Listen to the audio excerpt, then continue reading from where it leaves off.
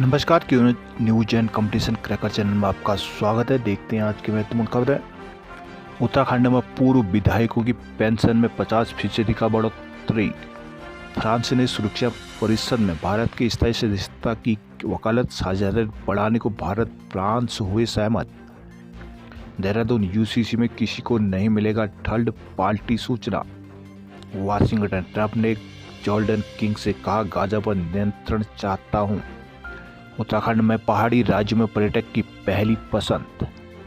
उत्तराखंड में सरकार ने विधायकों की सुविधाओं पूर्व विधायकों की पेंशन बढ़ाने का निर्णय लिया है। मुख्यमंत्री पुष्कर सिंह धामी की अध्यक्षता में बुधवार को सचिवालय में आयोजित बैठक में विधायी विभाग के उक्त प्रस्ताव को मंजूरी दे दी गई। पूर्व विधायकों को अब प्रतिमाह 60,000 रुपये पेंशन मिलेंगी। पहले उन्हें हर महीने 40,000 रुपये पेंशन मिलती थी। इसके अलावा पूर्व विधायक के फिर से निर्वाचित होने पर उन्हें पेंशन में प्रतिवर्ष 5,000 रुपये का लाभ दिया जाएगा। सूत्रों ने बताया कि कैबिनेट बैठक में कुल 31 प्रस्तावों को स्वीकृति दी गई। पीएनजी और सीएनजी पर वैट की दरों में भी कटौती की गई है। परिवहन विभाग में एआरटी को 10 पद सृजित करने को हरी झंडी मिली हुई है। राज्य सेक्टर की मौन पालन योजना के तहत सब्सिडी अब ज़्यादा मिलेगी। सेब की अति सघन बागवानी योजना के तहत 3 चरणों में सब्सिडी दी जाएगी। वहीं सरकारी और सार्वजनिक क्षेत्र की चीनी मिलों को किसानों के बकाया भुगतान को 388 करोड़ गारंटी देने की मंजूरी मिली है। ब्रिटकुल में प्रबंध निर्देशक को मुख्य महाप्रबंधक की अर्हताओं में शिथिलता दी गई है। उत्तराखंड सामान्य औद्योगिक विकास नियंत्रण विनियम 2022 में संशोधन किया गया है। यूसीसी के बाद न्यायिक कार्य में वृद्धि के मद्देनजर कोर्टों में कार्मिक समग्र के 137 पदों का इजाफा किया गया है। ग्राम पंचायत में वनाग्नि से सुरक्षा के लिए समितियों को 30,000 रुपये प्रतिवर्ष दी जाएंगी। उत्तराखंड सड़क सुरक्षा नीति 2025 पर कैबिनेट की मोहर लग गई है। आदि कैलाश और ओम पर्वत दर्शन सेवा पायलट प्रोजेक्ट में 3 माह के लिए सब्सिडी बढ़ाई गई है। अपनी सरकार परियोजनाओं के तहत कंप्यूटरीकृत प्रमाण पत्रों अन्य नागरिक सेवाओं के शुल्क निर्धारण और बंटवारे को मंजूरी मिल गई है। अब राज्य में विधायकों को मोबाइल फोन भी दिए जाएंगे। विधायकों को निर्वाचित होने पर पूरे कार्यकाल में एक बार 25,000 रुपये तक का मोबाइल फोन मिलेगा। अभी तक विधायकों को मोबाइल फोन के लिए 8,000 रुपये दिए जाते थे। साथ ही यात्रा भत्ते के रूप में विधायकों को अब 4 रुपये प्रति किलोमीटर की दर से भुगतान किए जाएंगे। वही अन्य भत्तों में देखा जाए तो लेखन सामग्री के लिए भी अब विधायकों को 20,000 रुपये प्रति माह मिलेंगे। अभी तक उन्हें विधानसभा की ओर से 100 लेटर हेड और 100 लिफाफे दिए जाते थे। साथ ही यदि कोई विधायक रेलवे कूपन खर्च नहीं कर पाते तो उन्हें उसके बदले नकद भुगतान किया जाएगा। विदित है कि विधायकों को 40,000 रुपये कीमत के रेलवे कूपन दिए जाते हैं। अब इसके खर्च न होने पर बाकी रकम वापस कर दी जाएगी। वहीं पूर्व विधायकों के जो पेट्रोल डीजल की मद में भी बढ़ोतरी की गई। अब उन्हें इस मद से 22,500 रुपये की जगह अब 26,000 रुपये प्रति माह मिलेंगे। दरअसल सरकार ने गैरसैंण में आयोजित हुए विधानसभा सत्र में विधायकों को पेंशन भत्तों में इजाफा किया था, जिसके बाद से पूर्व विधायक भी पेंशन और सुविधाएं बढ़ाने की मांग कर रहे थे, जिस पर अब कैबिनेट ने पूर्व विधायकों की पेंशन और कुछ अन्य सुविधाओं को बढ़ाने को मंजूरी दे दी है।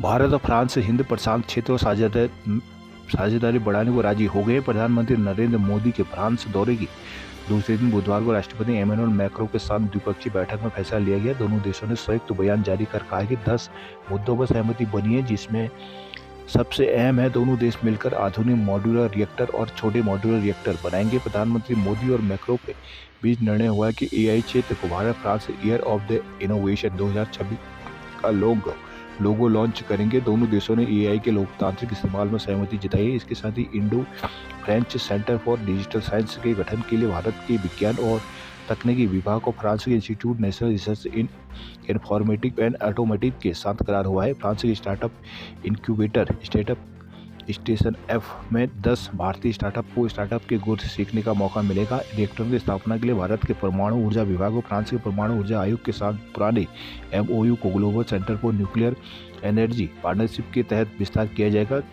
बैठक में डिजिटल हेल्थ और एंटी माइक्रोबियल रेजिस्टेंस के मुद्दे के साथ स्वास्थ्य पेशेवरों को एक दूसरे देश जाने पर भी सहमति बनी है। दोनों नेताओं ने मजबूत रणनीतिक साझेदारी की प्रतिबद्धता जाहिर करते हुए कहा कि बीते 25 वर्षों में दोनों देशों के रिश्तों को नई मजबूती मिली है। मालूम को प्रधानमंत्री मोदी पेरिस में हुई एआई एक्शन समिट में भाग लेने के फ्रांस गए हुए थे। उत्तराखंड में समान नागरिक संहिता यूसीसी लागू होने के बाद शासन ने सूचनाओं के सार्वजनिक होने को लेकर स्थिति स्पष्ट की है। यूसीसी के तहत सेवाओं के पंजीकरण के समय दी जाने वाली जानकारी तक किसी तीसरे व्यक्ति की पहुंच नहीं होगी। यूसीसी के तहत होने वाले रजिस्ट्रेशन की सिर्फ संख्या सार्वजनिक होगी, इसमें व्यक्तिगत जानकारी शामिल नहीं होगी। अपर सचिव गृह निवेदिता कुकरेजी ने बुधवार को बताया कि यूसीसी में गोपनीयता को सर्वोच्च प्राथमिकता दी गई है। यूसीसी की किसी भी सेवा के लिए दी गई निजी जानकारी, नाम, पता, मोबाइल, आधार, धर्म, जाति आदि का विवरण किसी स्तर पर सार्वजनिक नहीं होगा। सिर्फ आवेदक या किसी अन्य शख्स के साथ संयुक्त आवेदन करने वाली व्यक्ति ही अपने आवेदन संबंधी जानकारी मांग सकता है। कुकरेती के मुताबिक यूसीसी के तहत होने वाले पंजीकरण की जानकारी भी थाना पुलिस तक सिर्फ रिकॉर्ड के लिए भेजी जाएगी। ऐसे किसी पंजीकरण में दिए गए विवरण तक संबंधित थाना प्रभारी की पहुंच भी एसपी की निगरानी में हो सकेगी। साथ ही यदि किसी भी स्तर पर सूचनाओं का दुरुपयोग होता है तो संबंधित के खिलाफ नियमानुसार कार्रवाई की जाएगी। देहरादून में सीएनजी पीएनजी में 10 रुपये तक होगी अब सस्ती।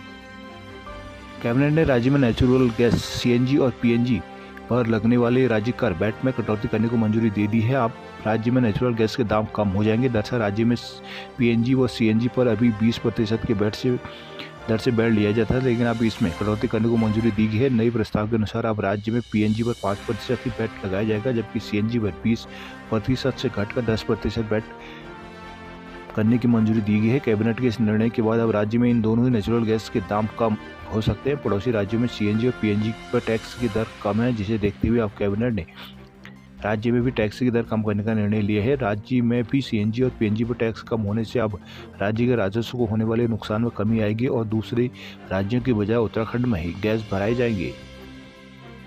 देहरादून अब ज़्यादा कर्मचारी एसी कोच में कर सकेंगे अवकाश यात्रा। वनाग्नि सुरक्षा समितियों को अब प्रतिवर्ष मिलेगा 30,000 रुपये। मौन पालन के लिए सब्सिडी बढ़ाएगी। उत्तराखंड में मौन पालन करने वाले किसानों को अब ज़्यादा सब्सिडी का लाभ मिलेगा। कैबिनेट ने मौन पालन के लिए दी जाने वाली सब्सिडी में इजाफे को मंजूरी दे दी है। अब राज्य में मौन पालन पर किसानों को अभी तक प्रति मौन बॉक्स 350 रुपये सब्सिडी के रूप में दिए जाते थे, लेकिन अब इस सहायता राशि को बढ़ाकर 750 रुपये करने को मंजूरी दी गई है। इससे राज्य में मौन पालन को बढ़ोतरी मिलने की उम्मीद है। पहाड़ी राज्य में उत्तराखंड पर्यटकों की पहली पसंद बना हुआ है। पिछले दिनों राज्यसभा में पेश की गई रिपोर्ट के मुताबिक साल 2023 से मार्च से 2024 तक उत्तराखंड में 5.5 करोड़ से अधिक पर्यटक पहुंचे। यदि दिसंबर तक की आंकड़ा इसमें जोड़ दिया जाए तो इस संख्या और बढ़ जाएगी। रिपोर्ट के मुताबिक 2020-21 में यह आंकड़ा महज 70 लाख ही था। 4 सालों में उत्तराखंड घूमने वाले पर्यटकों की संख्या 8 गुना से अधिक बढ़ गई है। प्रेस इन्फॉर्मेशन ब्यूरो PIB ने 6 फरवरी को अपने देश के तहत राज्यवार घरेलू पर्यटक यात्राओं का विवरण साझा किया, जिसमें केंद्रीय पर्यटन और संस्कृति मंत्री गजेंद्र सिंह शेखावत की ओर से राज्यसभा में पेश किए आंकड़ों की जानकारी दी गई। रिपोर्ट में बताया गया है कि देश के पूर्वोत्तर राज्यों में सर्वाधिक पर्यटक उत्तराखंड घूमने पहुंचे हैं। इस रिपोर्ट के सर्वाधिक पसंद किए जाने वाले जम्मू कश्मीर भी उत्तराखंड से पिछड़ गया है। घरेलू पर्यटकों की संख्या के क्रम में पूर्वोत्तर राज्यों की बात करें तो पहले नवंबर पर उत्तराखंड है। इसके बाद जम्मू कश्मीर, हिमाचल, असम, मेघालय, सिक्किम, अरुणाचल प्रदेश, त्रिपुरा, मिजोरम, नागालैंड और मणिपुर का नंबर आता है। बड़कोट में गंगानी महोत्सव का आगाज। धार्मिक, ऐतिहासिक, पौराणिक गंगानी महोत्सव कुंड की जाता मेले का पारंपरिक परंपरा अनुसार बुधवार को रंगारंग आगाज हो गया है। बुधवार को विधिवत पूजा अर्चना के बाद विधि विधान के साथ बाबा बौखनाक के डोलियों के सानिध्य में पूर्व विधायक केदार सिंह रावत, जिला पंचायत अध्यक्ष दीपक बिजलमान एवं बाबा बौखनाक के पसवा ने रिबन काटकर मेले का शुभारंभ किया। क्रांति से शुरू होने वाले यह 3 दिवसीय गंगानी महोत्सव 14 फरवरी तक चलेगा। इस दौरान मेले में विभिन्न सांस्कृतिक कार्यक्रम भी आयोजित किए जाएंगे। इस मौके पर पूर्व विधायक केदार सिंह रावत ने कहा कि हमारे यहाँ पौराणिक मेले हमारे संस्कृति की धरोहर है। इन मेलों से हमारी पुरानी परंपराएं जुड़ी हुई हैं। इस परंपरा को बनाए रखना सभी का कर्तव्य है, इसलिए इन्हें संजोए रखकर हम अपनी आने वाली पीढ़ी को विरासत के रूप में सौंप सकें। पुरोला में संत रविदास की मनाई गई जयंती। चिन्याली स्वर्ण गौशाला में आग लगने से एक मवेशी की हुई मौत। बड़कोट में BLED प्रशिक्षितों ने मांगी प्रदेश सरकार से नियुक्ति। बड़कोट में व्यापारी बोले बड़कोट के CCTV ठीक करवाए जाएं। UCC में हाईकोर्ट ने सरकार से मांगा जवाब। रुद्रप्रयाग भूख धसाव क्षेत्र में काम न होने से रोष। टिहरी में 63 लाख की स्मैक के साथ एक आरोपी किया गया गिरफ्तार। कोटद्वार में वन विकास निगम के कन्याल बने क्षेत्रीय अध्यक्ष और चौहान बने मंत्री। देवप्रयाग UCC के विरोध में पदयात्रा पहुंची देवप्रयाग। नेशनल गेम उत्तराखंड ने क्याकिंग की महिला वर्ग प्रतियोगिता में जीता स्वर्ण। 38वें राष्ट्रीय खेलों में उत्तराखंड के खिलाड़ियों का स्वर्णिम सफर जारी है। कयाकिंग एवं कैनोइंग प्रतियोगिता के दूसरे दिन कयाकिंग के K2 की 500 मीटर महिला वर्ग रेस में उत्तराखंड की पी सोनिया देवी और पी रोजी देवी की जोड़ी ने स्वर्ण पदक जीता है। इसके अलावा कयाकिंग के K2 500 मीटर पुरुष, कैनोइंग C2 500 मीटर महिला, C2 500 मीटर पुरुष वर्ग में SSAB service sport control board की टीमों ने स्वर्ण पदक जीता है। अब तक उत्तराखंड की टीमें वाटर स्पोर्ट में 3 स्वर्ण, 1 रजत और 1 कांस्य मेडल हासिल कर चुके हैं। बुधवार को टेहरी झील कोटी कॉलोनी में आयोजित कयाकिंग और कैनोइंग प्रतियोगिता के दूसरे दिन 8 राज्यों के महिला और पुरुष टीमों ने विभिन्न स्पर्धाओं में दमखम दिखाया। प्रतियोगिता के डायरेक्टर और कॉम्पिटिशन मुकेश कुमार ने बताया कि कयाकिंग K2 की 500 मीटर महिला वर्ग में उत्तराखंड की पी सोनिया देवी और पी रोजी देवी की जोड़ी ने 1.5637 मिनट का समय लेकर स्वर्ण पदक और 1.58 मिनट के साथ मध्य प्रदेश की डॉली बिश्नोई और मनस्वी स्वैन की जोड़ी ने रजत और 1.59 मिनट लेकर उड़ीसा की ओ विद्या देवी और विनीता चानू की जोड़ी ने कांस्य पदक जीता है। पुरुष के K2 500 मीटर रेस में सेना के पी पुरोहित बरोई और डी सिंह की जोड़ी ने स्वर्ण, उत्तराखंड के प्रभात कुमार और हर्षवर्धन सिंह ने रजत और उड़ीसा के सागर कुमार और सलम किशन सिंह ने कांस्य पदक जीता है। पिथौरागढ़ में गर्मी आने से पहले ही सूखने लगे हैं जल स्रोत। जनपद में मुनस्यारी से लेकर दारमा तक कई पेयजल स्रोत सूखने के कगार पर पहुंच गए हैं। बारिश और बर्फबारी न होने से फरवरी माह पेयजल स्रोतों में पहली बार पानी इस तरह से कम हुआ है कि जिसमें आबादी वाले क्षेत्रों के लोगों को पानी के लिए दिक्कतें होने लगी है। उच्च हिमालयी क्षेत्र मुनस्यारी, दारमा, ब्यास, 1400 के आसपास बर्फ न गिरने से जल स्रोत सूखने की कगार पर पहुंच गए हैं। रामगंगा, काली, गोरी, धौली नदी के साथ ही अन्य नालों का प्रभाव भी अन्य सालों की अपेक्षा पानी न होने से कम हुआ है। मुनस्यारी में भूमका पानी, महेश्वर कुंड, बलाती, पातल थोड़, अंगियारी चिड़, नागपानी, मरतोली थोड़, बादानी नाल सहित कई जल स्रोत सूखने के कगार पर पहुंच गए। स्थानीय लोगों के अनुसार इन स्रोतों में पिछले सालों की तुलना में पानी आधा हो गया। दारमा, ब्यास और 14 घाटी के जल स्रोतों का भी यही हाल है। 80 साल के कालूराम का कहना है कि इतना कम पानी इस माह इन स्रोतों में पहले कभी नहीं देखे गए। 85 साल की सुमित्रा देवी ने कहा कि जाड़ों में पहली बार पानी के इंतजाम के लिए कई लोग कई किलोमीटर की दौड़ लगा रहे हैं। पहले जीवन में ऐसा कभी देखा नहीं गया। टनकपुर माघ पूर्णिमा, शारदा नदी में भक्तों ने लगाई आस्था की डुबकी। माघ पूर्णिमा पर स्नान के लिए शारदा और बूम आदि शक्ति घाटों में श्रद्धालुओं का तांता लगा रहा। हजारों श्रद्धालुओं ने माघ पूर्णिमा शारदा नदी में डुबकी लगाई। यहाँ तड़के 3 बजे से भक्तों का स्नान शुरू हो गया था। बुधवार को माघ पूर्णिमा के दिन बड़ी संख्या में यूपी, बिहार, पीलीभीत के अलावा अन्य राज्यों से श्रद्धालु पहुंचे। बस और ट्रेन की मदद से श्रद्धालुओं की आवाजाही का सिलसिला जारी रहा। बूम और शारदा घाट के अलावा खेत खेड़ा में भी स्नान के लिए श्रद्धालुओं का जमावड़ा लगा रहा। श्रद्धालुओं ने विधि विधान से पूजा पाठ कर नदी में डुबकी लगाई। शारदा घाट पर भंडारे की भी व्यवस्था की गई थी। कई श्रद्धालुओं ने माता पूर्णागिरी के दर्शन के बाद स्थित सिद्ध बाबा के चरणों में भी शीश नवाया।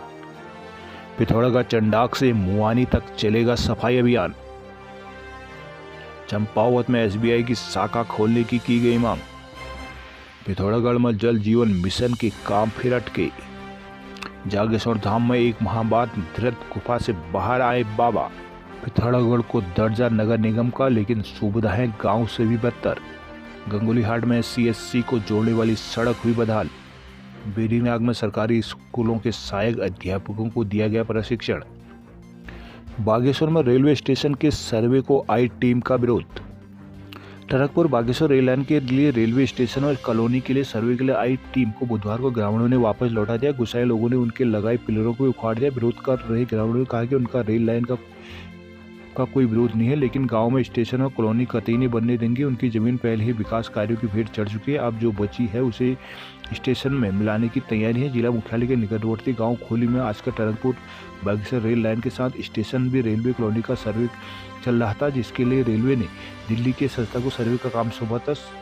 ग्रामीणों की उपजाऊ जमीन मिहिनिया, कनेरा, भटोली और काकड़ा खेत से खोली तक सर्वे के लिए पहुंचे। जैसे ग्रामीणों की उसकी भनक लगी वो विरोध करते हुए सड़कों पर उतर आए। पूर्व प्रधान कुंवर सिंह परिहार के नेतृत्व में ग्रामीणों ने सर्वेयरों द्वारा बनाए गए रेलवे के पिलर को उखाड़ कर फेंक दिए तथा सर्वे करने आई टीम को उल्टे पांव भगा दिया। ग्रामीणों का कहना है कि उनका रेलवे लाइन बनने का कोई विरोध नहीं है। यदि उनके गाँव में रेलवे लाइन आती है तो उसमें सभी लोग सहयोग करेंगे, लेकिन गाँव की कृषि भूमि पर रेलवे स्टेशन और कॉलोनी किसी भी हाल में बनने नहीं दी जाएगी।